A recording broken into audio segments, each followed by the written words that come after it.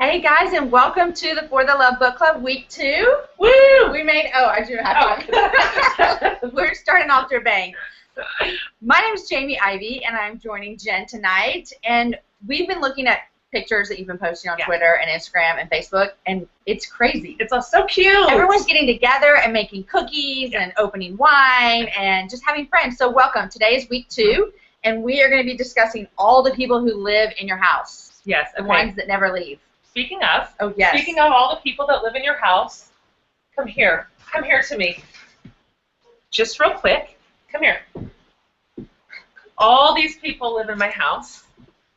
These are my children. Let me have them, can I see them? Oh. Let me have you do a quick intro. Tell everybody who you are and how old you are, what grade you're in. Let's start with the big. Oh, I'm confused. Which one? Let's start with the big. I'm Gavin. I'm 17. I'm a senior now, so that's nice. Yes. I'm Sydney. I'm 15. I'm a sophomore. Yeah. I'm Caleb. I'm 13, and I'm in 8th grade. I'm Ben. I'm 12, and I'm in 6th grade. I'm Remy. I'm 9 years old, and I am in 4th grade. Okay. Here, Remy, come around here by Gavin real quick so we can see a little better. Okay, quick question for these guys. So we've got a lot of friends watching us, and let me ask you this. For all these readers and viewers that are watching, what is something maybe that they don't know about you, or maybe something you can tell them about what it's like to be in the Hatmaker family? This is a terrible idea to put this on a live webcast. Yeah? Okay, so being the oldest of 5 kids is it's weird. It's definitely weird. Having 4 siblings, the house can get kind of hectic at times. Yeah. So I will say personally, it's really nice to have, I guess, pretty much a house to myself out by the garage. Gavin lives in his own little suite off our garage. So you're a lucky kid, man. We must really trust you. How about you, sis? Wrong way. Sorry. You know, I would say that our family's normal, but I think that's just because I've always been in it, so it feels like that. But I mean, from someone who's a bit more normal, we're probably kind of crazy. Yeah, yeah, I think our crazy meter is probably pretty high. But it feels normal. It's our normal. Yeah. Caleb, how about you, baby? Well, it's going to be hard to go for those, but my short, interesting fact, that I'm 3 inches taller than my mom. Oh, that's the truth. All I have are children who are taller than me in my house. I know that moms of littles, that seems impossible, but I promise you it will happen. I look up to 3 of my kids. It's so weird. It makes me curious. How about you, Mr. Man? Let's see. Most of you probably already know this. I am adopted from Africa. Specifically? Ethiopia, which is in Africa. And a good thing about the Hatmakers, I was adopted into a very loud family. That's true. He was adopted into a very loud family. Nobody will deny that. How about you, baby? I am... Wait, I'm sorry. What do people want to know about you? What might people want to know about you? I'm a half tomboy and a half girly girl. I'm both at school and here. Yes. And today I've been saying yo-yo. I have no idea. Great. Okay. And she's been saying yo-yo, and I know this for a fact. Okay. And what's the next one? That's it. That's the Hatmaker one. Okay. What about being in this family? One thing, I got adopted, and also this family are crazy. It's our family brand. We're just gonna have to own it, people. Hey, thanks for joining us on the webcast. Yeah. I love you. Yo. I love you. Go inside. You have 30 minutes to eat junk food without supervision. Love you. Jen, shut the door. That was brave. That could have gone either way. I'm like, this could be a train wreck, or they could say the sweetest things ever. There was just a moment I thought, was this my idea? That was a terrible idea. Let's bring our kids in front of the camera and ask them what they think about our family. Okay, guys. guys, don't forget, all night long, all week, basically that, remember to use the hashtag FTL Book Club, For the Love Book Club. And I know you all already have the book, and it's just beautiful. So use that hashtag because that's where we're going to get your questions from. That's where we're going to go with that. We want to see your photos. I really want to see, like, girlfriends hanging out. Totally. That's my favorite thing to see. When I think about a bunch of women in a room somewhere, and they've got their book, and they have their snacks, and hopefully they're, like, in comfortable pants. Thank you. I'm just, Jammies, I'm for so sure. happy about that. That is my dream come true. So that's amazing. So we have a couple questions that have been submitted, and I'm going to ask them, and we're going to talk about them. Great. Okay, so the first question that we're going to ask, it comes from Tiffany in Winter Springs. Nice. Maybe Florida, or Colorado. Sorry, Tiffany. Geography is hard. Not only is geography hard, but doing life is hard. She says feeding our people, keeping a house, having a marriage. What is the first thing that we should focus on when trying to prioritize? That's such a good question. Thank you, Tiffany. And I think the problem we sometimes fall into as women is that we want a formula here. We want someone to say, this is the correct, or if we're being really spiritual, the godly order in which you should prioritize your life, and this slice of the pie gets 42%, the next slice gets 17, and the thing is, that's just not life. That's not the way it works. We all have different lives, we have different families, and within our families, we're in different seasons. And so the way that I typically answer the question on prioritizing is this: what season are you in? I mean, there are just, when I think about my life as a mom, for example, the way I parent now is completely different than I parented 10 years ago when my kids were toddlers and preschoolers. I mean, that took an entirely different slice of the pie than it does now. And so rather than look sideways, like how's somebody else doing it, or what's the right answer, I'm telling you there's not a right answer at this point. This is constantly shifting, even in our own life. So I say, where are you right now? What is absolutely necessary right now? Because some things are not optional. This is what you have to do. You have to feed them. You have to feed and water these people, and they require a bed to sleep in. Exactly. But a lot of us also have to work. Right. And we have to take care of our parents sometimes, and we are like a deep, important sort of part of our church. And so I would say seasonal. What takes the most of you right now, and be willing to shift that around in a year if you need to. I mean, even you and I, when I got here tonight, you have big kids.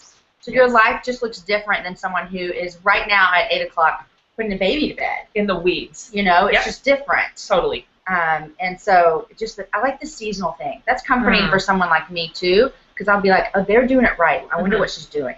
And I think we've got to stop saying, because the flip side of they're getting it right is I'm getting it wrong. And so it's this terrible, debilitating guilt and shame factor that women just heap on their own shoulders, when in fact, we are really like capable, smart, thoughtful moms. I mean, we really, really are, and women, and we're all doing the best we can. And so just because your season looks different than somebody else's, we're really going to have to resist the impulse to helicopter in somebody else's life into our stage and call ours either better or worse. One of my favorite things you said in the book when you said that you want your kids to get grown and be like, and say their childhood was good enough. Good enough. That's my goal. Like, we're not trying to be perfect. We're not trying to just hit that bullseye because there is no bullseye. That's not a thing. Pretend it's like you make it.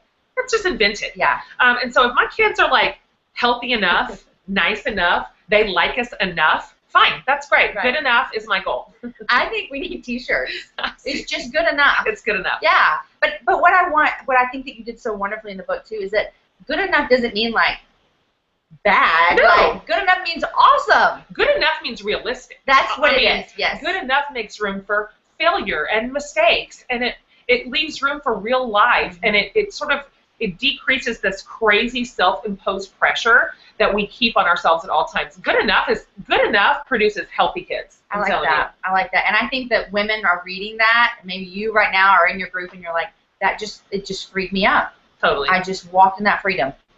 We forgot to toast. Oh, gosh.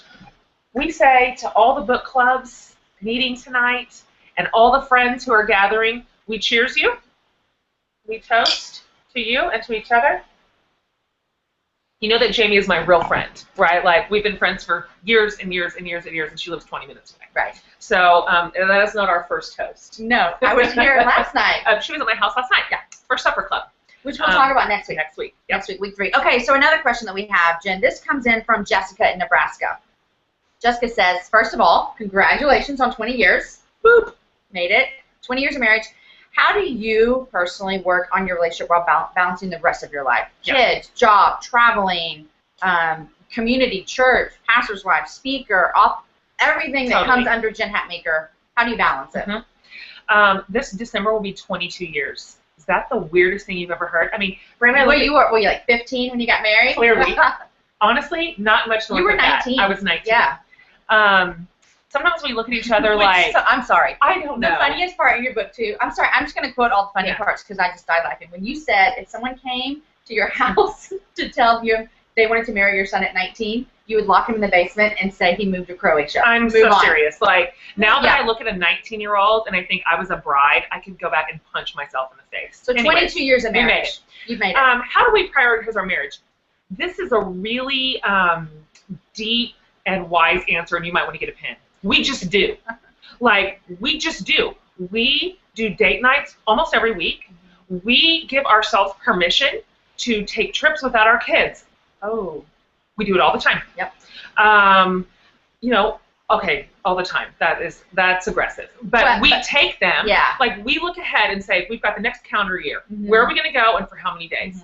And I refuse to imagine that leaving my kids for 4 days is going to cripple their self-esteem. No. Like, that's just another thing that we put on our shoulders. Yeah. I want my kids to look at our marriage and say, oh, my parents were always into each other. Right. Like, even when we were in the thick of family years, my parents went on dates, my parents had friends, and that's another thing. Another way that we prioritize our marriage is that we prioritize our adult friendships.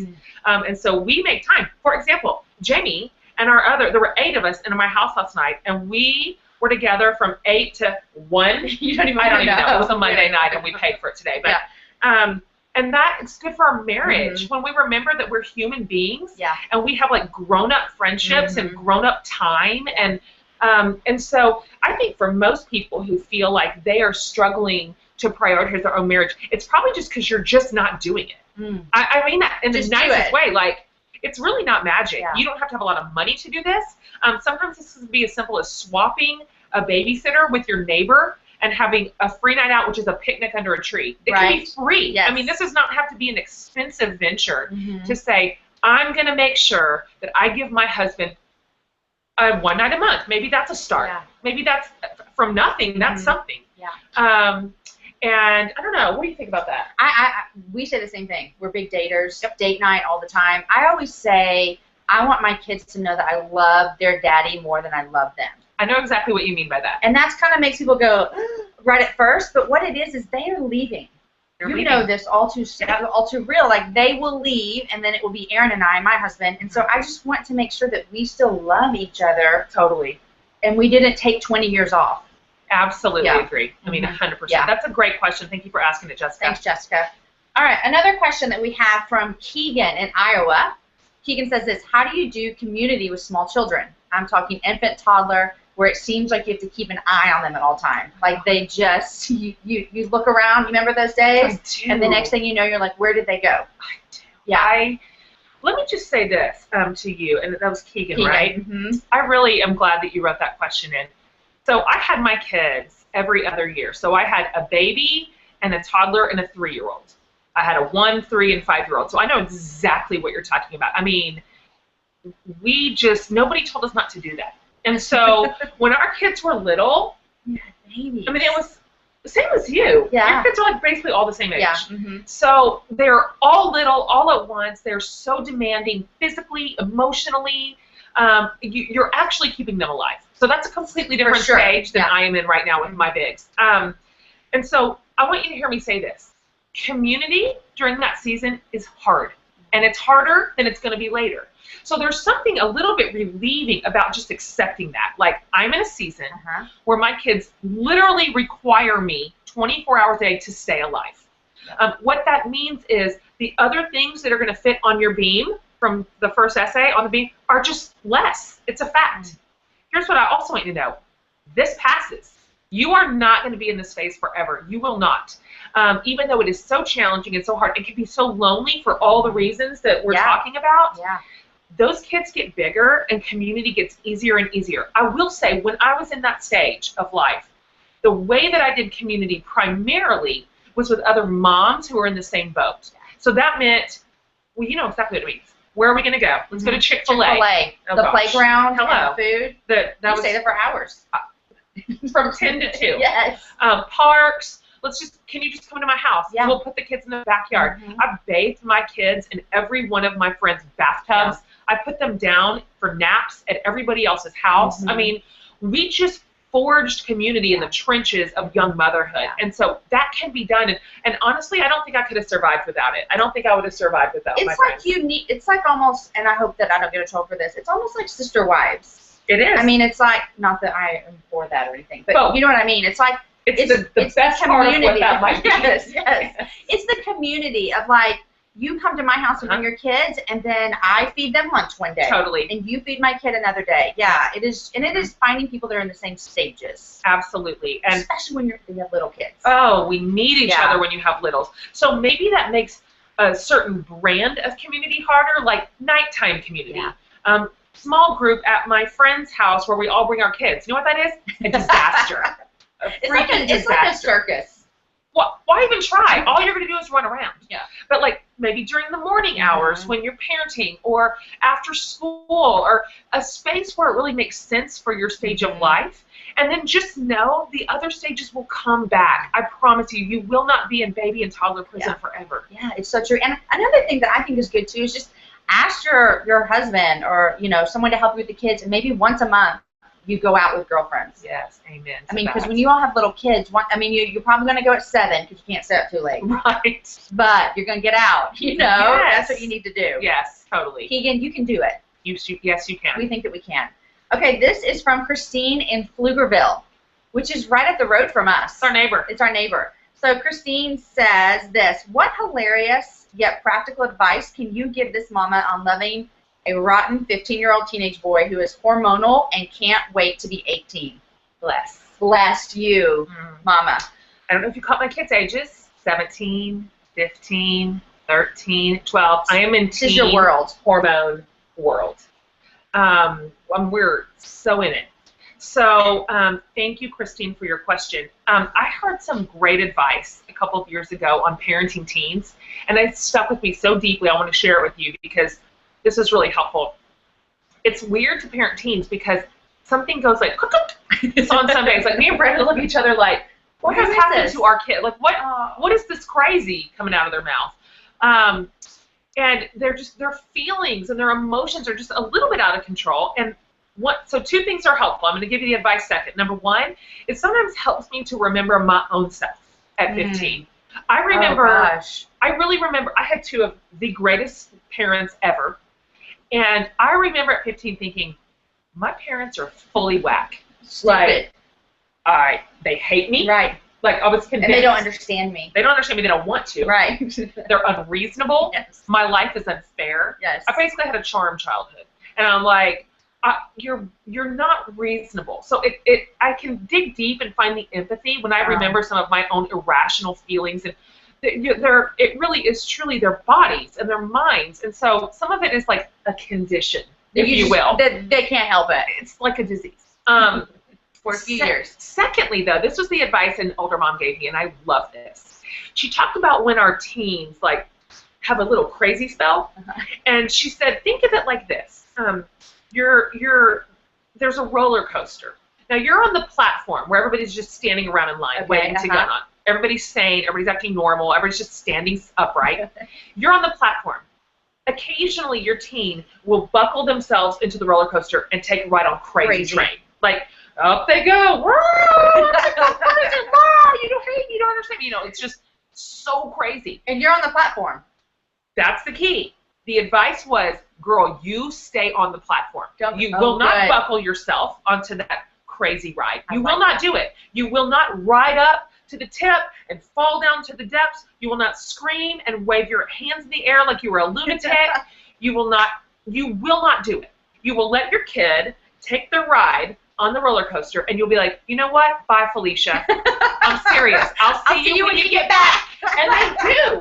They get back. Like, sometimes it's the next day, sometimes it's the next year. But the roller coaster can't go on forever. It cannot go on forever. They'll get back. And there you were, having preserved your sanity, your dignity, your self-respect. Like, later. Yeah. I'm sorry about how you are right now. I will talk to you when you've calmed down. I'm telling you, I have followed that advice so many times, and I've been so glad for it, because when they come back to the platform, every time I'm so grateful that I did not let them get the best of me, right? That I did not lose my crap. Yeah. That I did not say words I'm going to regret, lose my temper, because I'm the grown-up in the equation, apparently, which I hate that. But Oh, and sometimes I do ride the train. I don't mean to. Let's be honest. Sometimes they literally drag me, and I'm like, you know what? I'm going to buckle up. I'll be here. I'll ride this train.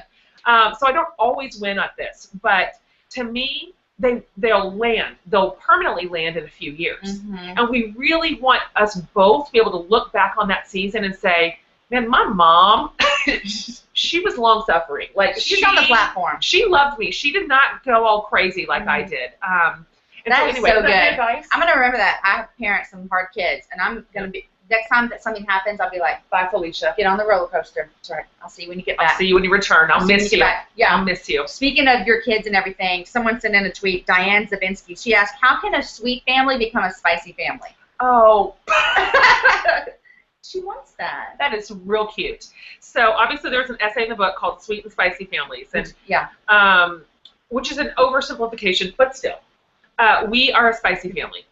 Clearly, I mean, clearly. Even just having my kids in here 10 minutes before the webcast, I was looking at Jamie like, this is the worst thing I've ever done. I mean, they're just losing it over here. Anyways, you are who you are. Don't try to be a spicy family. If you're sweet, God bless. We need you. Right. Like, the world needs some sweet families. We cannot all be like this, you know? And I think there's a perception. Sometimes sweet families think spicy families are, I don't know what, more fun, more lively, making better memories. I don't know what you think we are. I can tell you that. What do you think? Well, I was going to say, I know what I think that sweet families That's are. what I was going to say. They're doing it all right. They never get on the roller coaster. Their children are more loved. Their children are more loved. Their children are calm. Oh, yeah. That's they have calm dinners, and they probably do devotions around the dinner table. That's what I'm saying. Yes, and sweet families know that neither of us are our caricature. You know, spicy families have really tender moments, and sweet families can be pretty spicy. And so just be who you are. I think that's your family character. That's your family dynamic, and I love it. Now, sometimes there's a place for, like, for example, I am sarcastic. I don't know if you knew this. And so I have to tell myself sometimes, this is a moment for nurture, right? Yeah. Like, this is a moment to, like, tamp it down and just be sweet dear to your babies. Be sweet. And so sometimes a really sweet mom can be like, this is a time for me to do a cannonball in the deep end. You know, like, spice it up. This is a time for me to do something kind of wild or crazy or funny or silly. And so it's good to be stretched.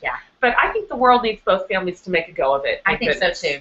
I have a question for you. Okay. Your essay, Dear Kids, just so sweet. I cannot read it. I boo-hoo. So my question for you is, I was reading it and I thought, man, what lovely words these are to tell your kids to be kind and courageous and love Jesus. Have your kids read this?